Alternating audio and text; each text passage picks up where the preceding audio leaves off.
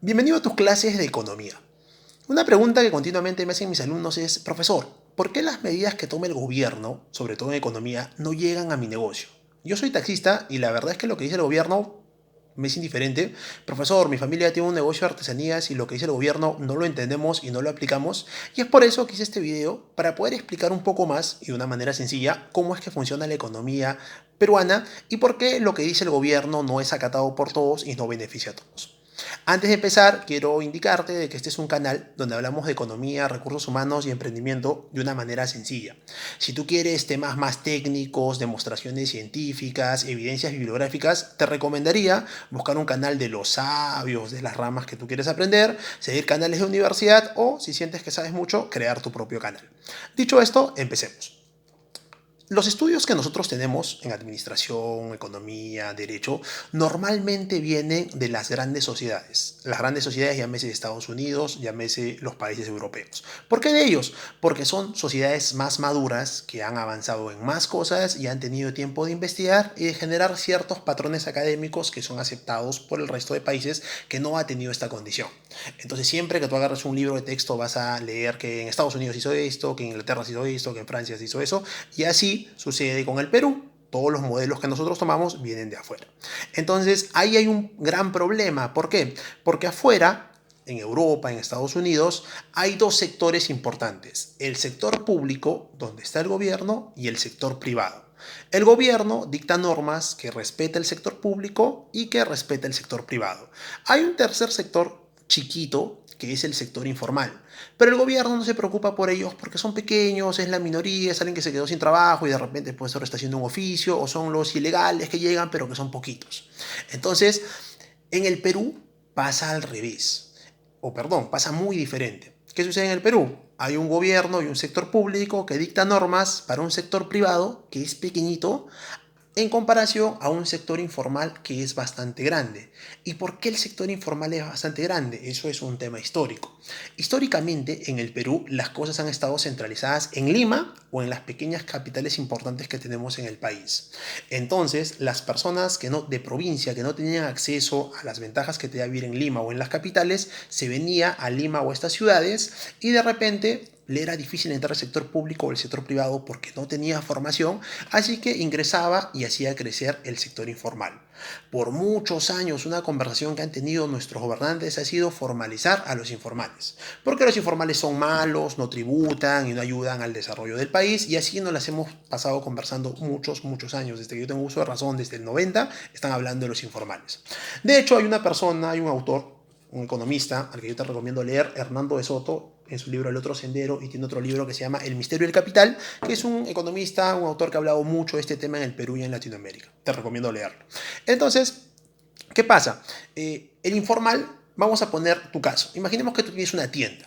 Entonces tú tienes una tienda y tú quieres volverte formal. Tienes una tienda informal donde vendes gaseosas, vendes abarrotes, vendes cervezas y quieres volverte informal porque, perdón, quieres volverte formal porque tú quieres contribuir con tu país. Entonces te vas a la municipalidad para sacar tu permiso y la municipalidad te pide un montón de papeles que te van a complicar una primera inscripción. Pero tú sigues y haces tus papeles. Te vuelves formal.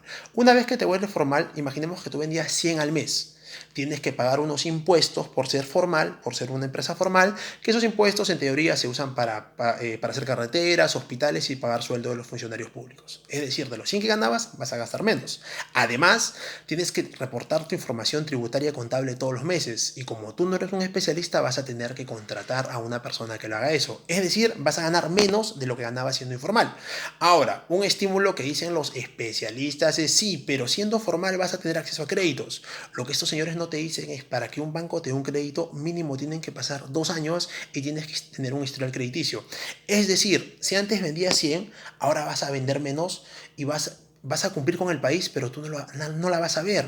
Si a eso le sumas de que continuamente las noticias salen que los congresistas están en actos de corrupción, que las carreteras están que se caen, que los colegios están que se caen, sientes de que tus impuestos no se están utilizando bien, por lo que tienes el interés de no pagar impuestos. Eso es en cuanto a los empresarios, a los negociantes. En cuanto a los empleados, tú dices, oye, yo voy a trabajar en planilla. Entonces, si mi salario es de 1000 al mes, por estar en planilla me van a hacer un descuentos que son los descuentos de ley, entonces ya no voy a ganar 1000 al mes, voy a terminar ganando 800, 950, 700, por lo cual no me conviene. Prefiero ser informal. Lo mismo pasa con nuestros amigos taxistas, con nuestros amigos agricultores, con nuestros amigos mototaxistas, con nuestros amigos artesanos. No hay un estímulo para ser formal, es muy costoso ser formal y es muy complicado. Eso complica que las personas se formalicen. Adicionalmente a esto, quien regula todo esto, que es el Ministerio de Economía, tiene un problema de que el Ministerio de Economía no tiene un estímulo para ser eficiente. Es decir, sea que dicte una norma o 10 normas, el salario del ministro y de su gente va a seguir siendo la misma. ¿Para qué se esfuerza? Además, históricamente nuestros ministros y la gente que ha liderado nuestra economía ha sido en su mayoría, oye, brother, mañas, oye, ¿qué tal? Personas que son de posiciones económicas privilegiadas y que no conocen cuál es el manejo del sector informal, que normalmente es gente de provincia, gente con baja formación, gente que no tuvo acceso a capital y vive el día con día. Entonces, todo eso hace que la informalidad crezca, crezca y crezca y deja de ser un problema y se convierte en una realidad. Una realidad que no se sabe cómo cambiar y cómo actualizar. Y si a eso le sumamos que los economistas, donde yo me incluyo, que venimos de universidades nacionales, nos hemos contentado en trabajar para empresas y no hacer nada por cambiar el modelo, la cosa se agrava. A eso hay que sumarle que la información económica que tenemos en el país normalmente viene de los censos y los censos se hacen cada 10 años.